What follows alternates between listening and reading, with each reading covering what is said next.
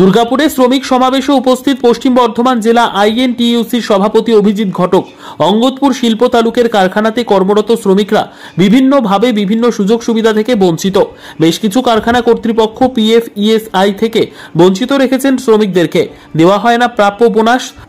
এমনকি কারখানায় কর্মরত অবস্থায় দুর্ঘটনায় শ্রমিক মৃত্যু ঘটলে প্রতিশ্রুতি মোতাবেক কারখানা কর্তৃপক্ষ কোনরূপ সাহায্য শ্রমিক পরিবারকেও দিতে চান না বলে অভিযোগ তুলে জেলা সভাপতি অভিজিৎ ঘটকের দ্বারস্থ হন শ্রমিকরা। এমনি সময় ৩ নম্বর ব্লকের নেতৃত্বে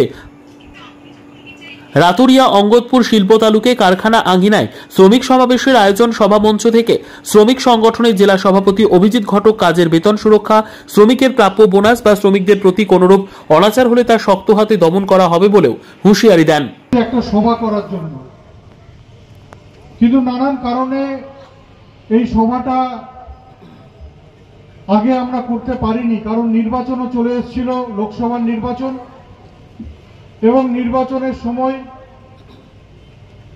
আমরা শ্রমিক সংগঠনকে যেভাবে শক্তিশালী করে আমাদের দলের প্রার্থীর জন্য প্রার্থীর প্রচারে সমগ্র শ্রমিক শ্রেণী দুর্গাপুরে যেভাবে আমাদের দলের জন্য কাজ করেছেন, আমি প্রথমেই তাদেরকে ধন্যবাদ জানাবো। কারণ আমরা জানি যে 2019 সালের যে লোকসভা নির্বাচন, সেই নির্বাচনে 70,000-এরও বেশি ভোটে আমরা দুর্গাপুরে পরাজিত হয়েছিলাম। দুর্গাপুরের দুটি বিধানসভা, এই দুটি বিধানসভার যে ফল আমরা 2019 সালে দেখেছিলাম, আজকে 2024 সালে যে নির্বাচন হলো, আমরা প্রায় 60,000-এর বেশি ব্যবধানকে কমিয়ে আনতে পেরেছি। এবং আমি এখানে দাঁড়িয়ে বলতে পারি যে এর জন্য আমাদের যে শ্রমিক সংগঠন আছে, যারা শ্রমিকরা রয়েছেন, তাদের অবদান কিন্তু কোনো অংশে কম নয়। একটা শিল্প শহর দুর্গাপুর, 90% মানুষ তারা শিল্পের সাথে যুক্ত আছে। শ্রমিকদের সাথে যারা শ্রমিকরা রয়েছেন, তারা সরাসরি বা পরোক্ষভাবে তারা ইন্ডাস্ট্রির উপর নির্ভর করে। তাই আজকে যে শ্রমিক ভাইরা তারা একত্রিত হয়েছে, একসাথে হয়েছে, সংগঠিত হয়েছে, তার জন্য আমি সকলকে ধন্যবাদ জানাবো। যারা নেতৃত্ব দিচ্ছেন তাদেরকে ধন্যবাদ জানাবো। কিন্তু আমরা দেখেছি যে কিছু কিছু জায়গায়, বিশেষ করে রাতুরিয়া অঙ্গদপুর এলাকায়, আমি বারবার শ্রমিকদের শোষণের কথা শুনেছি। আমি শুনতে পেরেছি যে এখানে যে কারখানাগুলো আছে, সেই কারখানাগুলো সঠিক বেতন দেয় না। বোনাসের সময় যে রাজ্যব্যাপী বোনাসের এগ্রিমেন্ট হয়, সেই এগ্রিমেন্ট অনুযায়ী তারা বোনাস দেয় না।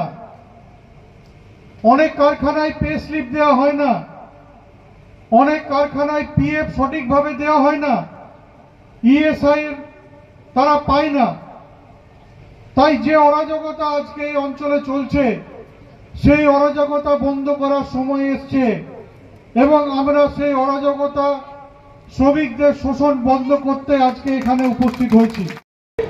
দুর্গাপুজোর ঢাক বেজে যাবে।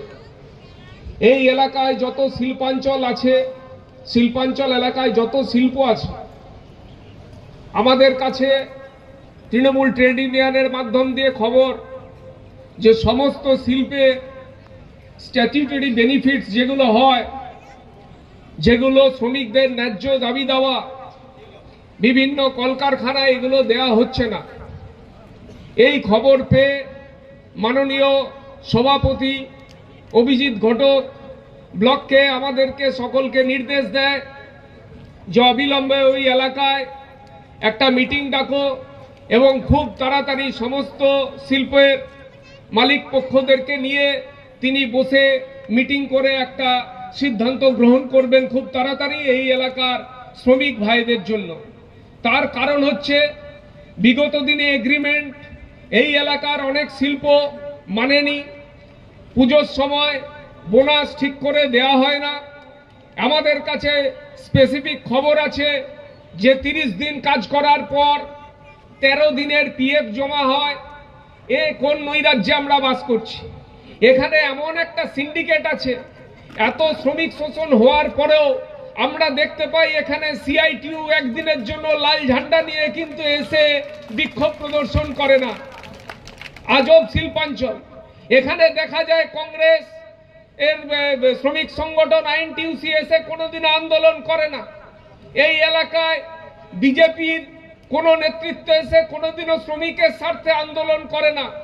একমাত্র প্রথম তৃণমূল ট্রেড ইউনিয়নের সভাপতি অভিজিৎ ঘটক এই খবর পাওয়ার পর আমাদের নির্দেশ দেয় যে এখানে অবিলম্বে মিটিং ডাকতে হবে এবং শ্রমিকদের স্বার্থে অবিলম্বে মালিক পক্ষকে নিয়ে মিটিংয়ে বসা হবে।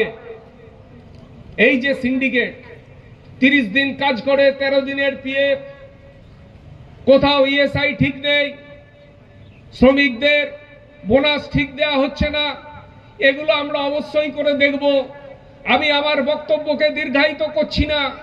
আগামী দিনে এই এলাকায় সমস্ত শ্রমিকদের কাছে আমাদের এই মঞ্চ থেকে আজ আহ্বান থাকলো যে আপনারা ভয় ভীতি দূরে সরিয়ে রেখে, আমাদের কাছে খবর আছে যে দাদা মিছিলে বা মিটিংয়ে যাব, পরের দিন যদি গেট থেকে বার করে দেওয়া হয়, আপনারা নির্ভয়ে থাকুন। আপনাদের পাশে জেলা সভাপতি অভিজিৎ ঘটক আছেন। আপনারা নির্ভয়ে তৃণমূল ট্রেড ইউনিয়নের ঝান্ডাটা ধরে এগিয়ে আসুন। আপনাদের পাশে তৃণমূল ট্রেড ইউনিয়ন ছিল, আছে, থাকবে।